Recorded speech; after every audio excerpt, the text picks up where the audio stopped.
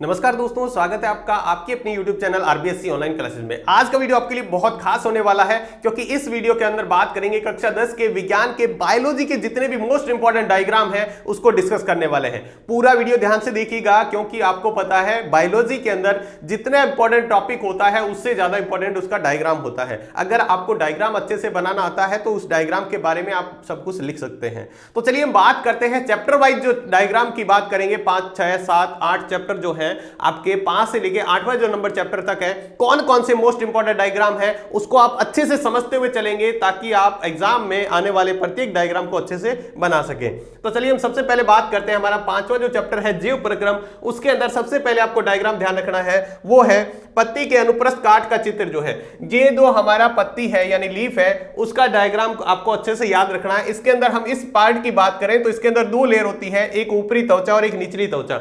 उसके बीच में जो भाग होता है उसके अंदर जो हम बात करते हैं हरित लवक होता है।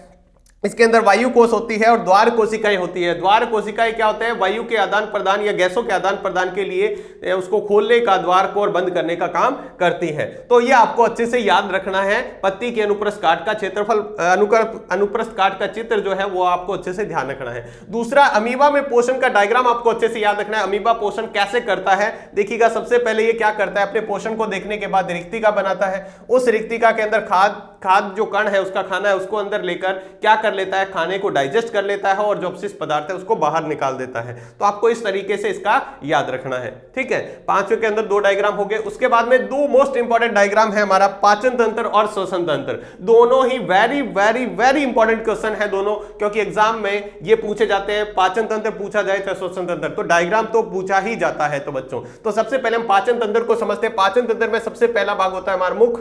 मुख के बाद में आती है ग्रसिका, उसके बाद आती है ग्रास नली। ग्रास नली के बाद में हमारा आता है अमाशय। अमाशय के बाद में ये अंदर वाला भाग छोटी आंत कहलाता है, बाहर वाला भाग बड़ी आंत कहलाता है। ठीक है, और ये लास्ट में आता है मलद्वार। इसके बाद में ये हमारा डायफ्राम हो गया। इसके अंदर ये जो भाग है ये कहलाता है यकृत या लीवर। इसके अंदर क्या होता है, यहां पर हमारे होती है पित्ताशय जिसको हम पितरस स्त्रावित करती है। उसके बाद में यहां पर हम बात करें तो ये हमारी है अग्नाशयी ग्रंथि। ठीक है, और ये जो भाग होता है ये परिशेषिका या अपेंडिक्स कहलाता है। ठीक है, तो आपको ये याद रखने हैं कि इसके अंदर पाचन तंत्र के मेन जो भाग है मुख, ग्रसनी, ग्रासनली, अमाशय, छोटी आंत, बड़ी आंत और मलद्वार, ये 7 बहुत इंपॉर्टेंट है। उसके बाद में आपको 2 ग्रंथियां, एक तो हमारी हो गई है अग्नाशयी ग्रंथि और एक हमारे हो गए यकृत। हालांकि जो हम लार ग्रंथि हमारे मुंह में पाई जाती है वो आप लिखें तो ठीक है, नहीं तो कोई बात नहीं। उसके बाद हम श्वसन तंत्र की बात करते हैं तो श्वसन तंत्र के अंदर सबसे आता है नासाद्वार, मुख हुआ, फिर ग्रसनी, फिर उसके बाद आता है कंठ। ये वाला भाग हमारा कंठ, जहां से हम बोलते हैं ये कंठ वाला भाग। उसके बाद में ये बात हमारा कहलाती है श्वास नली। सांस नली के बाद में हमारी आगे जाकर ये 2 भागों में बढ़ जाती है जिसको हम श्वसनी कहते हैं। श्वसनी के बाद में अनेक भागों में बढ़ जाती है उसको हम श्वसनिकाएं कहते हैं। और श्वसनिकाओं के अंतिम सिरे में जो गुब्बारे जैसी संरचना होती है उसको हम कुप्पिका कोश या कुप्पिका कहते हैं। जबकि नीचे वाला भाग ये डायाफ्राम कहलाता है। क्या कहलाता है? डायाफ्राम। ये जो है हमारे ऊपर हड्डियों की ये पसलियां होती है जिसके अंदर हमारे दोनों फेफड़े सुरक्षित रहते हैं। ठीक है, तो ये आपको ध्यान रखना है किसके अंदर। और ये जो सांस नली के अंदर जो उपास्थि वलय पाए जाते हैं, ऋषि आकार के जो रिंकल्स, रिंग टाइप के जो आकृति पाई जाती है उसको हम उपास्थि वलय कहते हैं। ठीक है, तो ये हमारा श्वसन तंत्र है, इसको ध्यान में रखना है। नेक्स्ट हम इसके बाद डायग्राम बात करें तो हमारा हृदय। हृदय को हमने 4 भागों में बांट रखा है। ठीक है, ये बायां अलिंद कहलाता है, ये बायां निलय, ये दायां अलिंद और ये दायां निलय। सबसे पहले हमारा जो रक्त है शरीर में यूज होने के बाद में किस में आता है? दाएं अलिंद के अंदर आता है। किस में आता है? दाएं अलिंद के अंदर। शरीर के सारा रक्त जो CO2 युक्त होता है उससे हमारा रक्त पहुंचता है दाएं निलय में। दाएं निलय से क्या होता है, जब ये सिकुड़ता है तो क्या होता है, इससे रक्त पहुंचता है हमारे फेफड़ों में। फेफड़े उसको रक्त को शुद्ध करते हैं। शुद्ध करने के बाद में हमारे फुफ्फुसीय शिरा द्वारा हमारे आता है बाएं अलिंद के अंदर शुद्ध रक्त आता है जिसमें CO2 से शुद्ध करके O2 मिक्स किया जाता है। इससे पहुंचता है फिर किसमें? हमारे बाएं निलय के अंदर। बाएं निलय जब सिकुड़ता है तो ये हमारे वापस पूरे शरीर में भेज दिया जाता है। तो इस तरह से हमारा हृदय है, इसका डायग्राम आपको याद रखना है और इस तरह से वर्क करता है। उसके बाद में हम बात करें दोहरा परिसंचरण क्या होता है। दोहरे परिसंचरण के अंदर क्या होता है, एक चक्कर पूरा करने में जो रक्त है हमारे हृदय में से 2 बार गुजरता है। देखिएगा, हमने बात की पहले हमारा, देखो मान लो फेफड़ों में रक्त गया, फेफड़ों में अशुद्ध रक्त गया, वहां से शुद्ध होकर हमारे हृदय में आएगा। हृदय में आने के बाद में हृदय सारे शरीर में भेज देगा, शरीर में सभी कोशिकाएं उसको यूज करेगी, फिर से वो जब CO2 वापस बनेगी, ऑक्सीजन ले ली है और CO2 उसके साथ में वापस हृदय में आएगा, तो एक चक्कर पूरा तब होगा जब तक वापस फेफड़ों में, हृदय में वापस पहुंचेगा रक्त। एक चक्कर हुआ, इसमें हृदय में से 2 बार गुजरा, एक तो जाते हुए एक वापस आते हुए, तो इसको हम दोहरा परिसंचरण कहते हैं। क्या कहते हैं? दोहरा परिसंचरण कहते हैं। इसके बाद में देखिएगा अगला जो डायग्राम है हमारा वो है उत्सर्जन तंत्र। उत्सर्जन तंत्र के अंदर सबसे पहले भाग करेंगे हमारे जो है 2 वृक्क यानी एक जोड़ी किडनी होती है। उसके बाद में ये होती है मूत्रवाहिनी, ये दोनों जो नली जा रही है ये मूत्रवाहिनियां होती है। ये होता है हमारा मूत्राशय और ये होता है मूत्रमार्ग, ठीक है। इसके बाद में ये बात करें, एक महाधमनी होती है, एक महाशिरा होती है, महाधमनी और महाशिरा। वहीं हम बात करें नेफ्रॉन या वृक्काणु का डायग्राम, तो सबसे पहले ये जो भाग है ये ग्लोमेरुलस कहलाता है, ये कहलाता है ग्लोमेरुलस, ठीक है। इसके बाहर वाला भाग है बोमेन संपुट, क्या कहलाता है? बोमेन संपुट, ठीक है। ये हमारा होता है समीपस्थ कुंडलित भाग, समीपस्थ कुंडलित भाग। ये होता है हेनले का लूप, ये क्या कहलाता है? हेनले का लूप। और ये हमारा होता है दूरस्थ कुंडलित भाग। कौन सा होता है? दूरस्थ कुंडलित भाग, ये कहलाता है दूरस्थ कुंडलित भाग। और ये हमारी होती है संग्रह वाहिनी, ये आगे जाकर मूत्र वाहिनी से मिली हुई होती है। तो ये हमारा जो नेफ्रॉन या वृक्काणु का डायग्राम पूछा जाता है, मोस्ट इंपॉर्टेंट डायग्राम है, आपको ये डायग्राम बनाना है। तो ये थे हमारे चैप्टर नंबर 5 के मोस्ट इंपॉर्टेंट क्वेश्चन। अब हम देखते हैं छठे चैप्टर के अंदर सबसे मोस्ट इंपॉर्टेंट, यही 2 मोस्ट इंपॉर्टेंट, और उसमें भी सबसे ज्यादा मोस्ट इंपॉर्टेंट तो ये है हमारा तंत्रिका कोशिका या न्यूरॉन का डायग्राम। हमारे जो तंत्रिका तंत्र है उसकी इकाई को हम क्या कहते हैं? तंत्रिका कोशिका या न्यूरॉन। इसमें देखिएगा सबसे पहले ये बाहर धागे जैसी संरचना बन रखी है, इसको हम दुर्मिका या डेंड्राइट कहते हैं, दुर्मिका या डेंड्राइट कहते हैं। ये वाला भाग इसका कोशिका काय कहलाता है। क्या कहलाता है? कोशिका काय। और इसके बीच में ये है केंद्रक, ये क्या कहलाता है? केंद्रक कहलाता है। इसके बाद में ये बीच में आपको ऑरेंज कलर की लाइन दिखाई दे रही है जिसको हम तंत्रिकाक्ष कहते हैं। क्या कहते हैं? तंत्रिकाक्ष कहते हैं। और इसका ये तंत्रिकाक्ष का अंतिम सिरा है, अंतिम सिरा बटन जैसी संरचना होती है जिसको हम सिनेप्टिक बटन कहते हैं। और इसके बीच में 2 तंत्रिकाओं के बीच में खाली स्थान को हम क्या कहते हैं? जिसको हम सिनेप्स कहते हैं, ठीक है।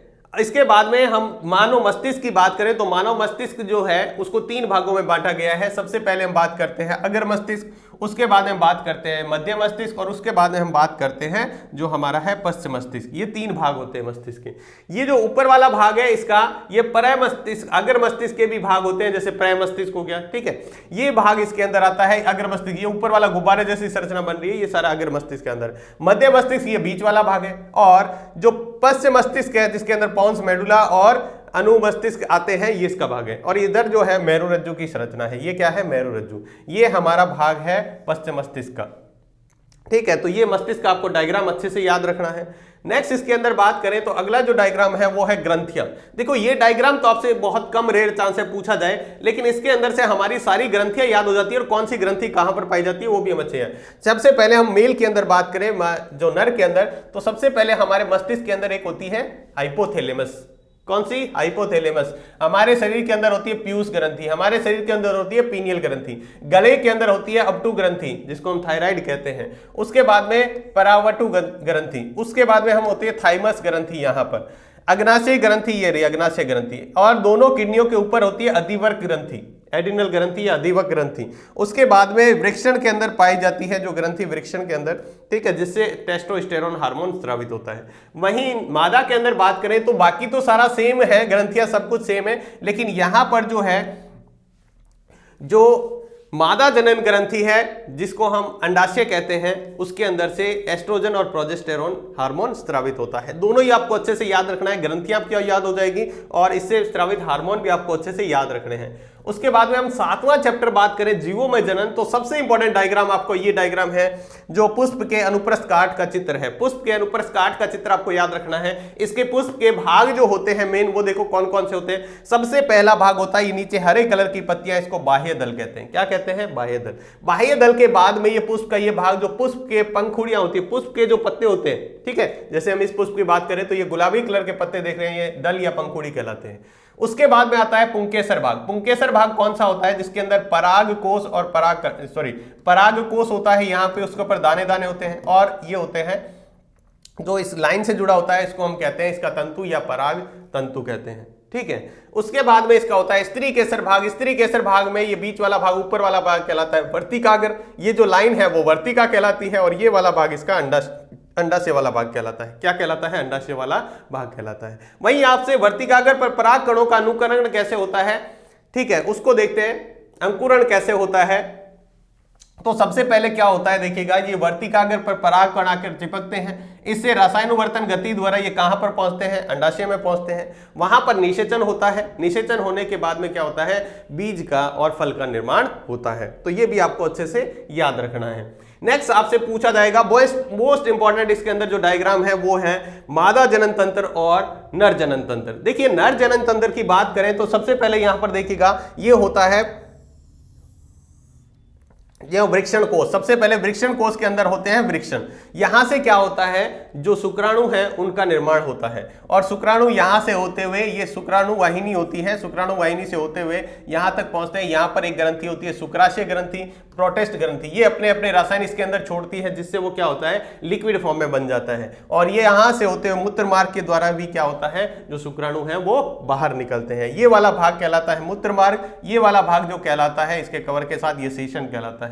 और ये वाला भाग क्या है? जो मूत्राशय है। ये क्या है? मूत्राशय, ठीक है। वहीं मादा जनन तंत्र की बात करें तो मादा जनन तंत्र के अंदर सबसे पहले ये दो होते हैं अंडाशय भाग। अंडाशय से ऊपर वाले भाग जो ये ट्यूब जुड़ी हुई है जिसको हम अंडवाहिनी या फिलोपिन ट्यूब कहते हैं, इसी के अंदर निषेचन की क्रिया इसी के अंदर होती है। उसके बाद में ये वाला भाग जो है वो कहलाता है गर्भाशय। गर्भाशय के बाद में ये आगे वाला भाग जो कहलाता है ये जीवा कहलाता है। और इससे आगे जो लंबी नलिका होती है, ठीक है, 10 सेंटीमीटर, लगभग 10 से 25 सेंटीमीटर के आसपास, ये जो होती है योनि होल होती है 15 से 25 सेंटीमीटर। ये है मादा जनन तंत्र वाला भाग, ठीक है। ये जो आपको रेड कलर का दिख रहा है स्पंजी टाइप का, ये होता है प्लेसेंटा, जो क्या करता है? बच्चे को पोषण और प्रदान करने का काम करता है। और नेक्स्ट हम चैप्टर में देखते हैं 8वें चैप्टर के अंदर एक ही मोस्ट इंपॉर्टेंट डायग्राम है, वो है मानव में लिंग निर्धारण। मानव में लिंग निर्धारण कैसे होता है? तो सबसे देखिएगा मानव के अंदर क्या होता है, 22 जोड़ी गुणसूत्र हैं, वो तो दोनों में सेम होते हैं, चाहे वो मेल हो चाहे फीमेल हो। लेकिन एक जोड़ी और जिसमें मेल के अंदर XY होता है और फीमेल के अंदर XX होता है, ठीक है। ये नर है और ये मादा है। तो यहां पर देखिएगा ये नर के अंदर कौन कौन से हैं और ये मादा के अंदर। नर का अंदर जो लिंग कोशिका होती है वो होती है शुक्राणु और इसके अंदर होता है अंडाणु, ठीक है। शुक्राणु और अंडाणु दोनों युग्मक होते हैं, ये नर युग्मक ये मादा युग्मक। जब दोनों का मिलना होता है, नर युग्मक के अंदर ये क्या होता है? X और ये Y, और इसके अंदर होता है X। जब X मिलकर जो युग्मनज बनाते हैं, X मिलकर बनाएंगे तो संतति जो होगी वो मादा होगी। और जब X और Y मिलकर जो युग्मनज बनाएंगे वो XY होगा। और XY का मतलब होता है वो जो संतति होगी वो क्या होगी? वो नर होगी, यानी लड़का होगी। तो इससे आप लिंग निर्धारण कर सकते हैं। तो ये थे हमारे बायोलॉजी के मोस्ट इंपॉर्टेंट डायग्राम। बस आप इन डायग्राम को भी अच्छे से याद कर लेते हो तो गारंटी से आपके बायोलॉजी के ना केवल अच्छे नंबर आएंगे बल्कि बहुत अच्छा इंप्रेशन पड़ता है जब को आप कोई टॉपिक पूछा जाए उसको आप डायग्राम से समझाते हो। तो ये थे आपके कक्षा 10 के बायोलॉजी के मोस्ट इंपॉर्टेंट डायग्राम। उम्मीद है आपको अच्छे से समझ में आ गया होगा। तो आज की वीडियो में बस इतना ही। मिलते हैं नेक्स्ट वीडियो में इसी तरह के मोस्ट इंपॉर्टेंट डायग्राम के साथ। तब तक के लिए सभी को बहुत बहुत धन्यवाद।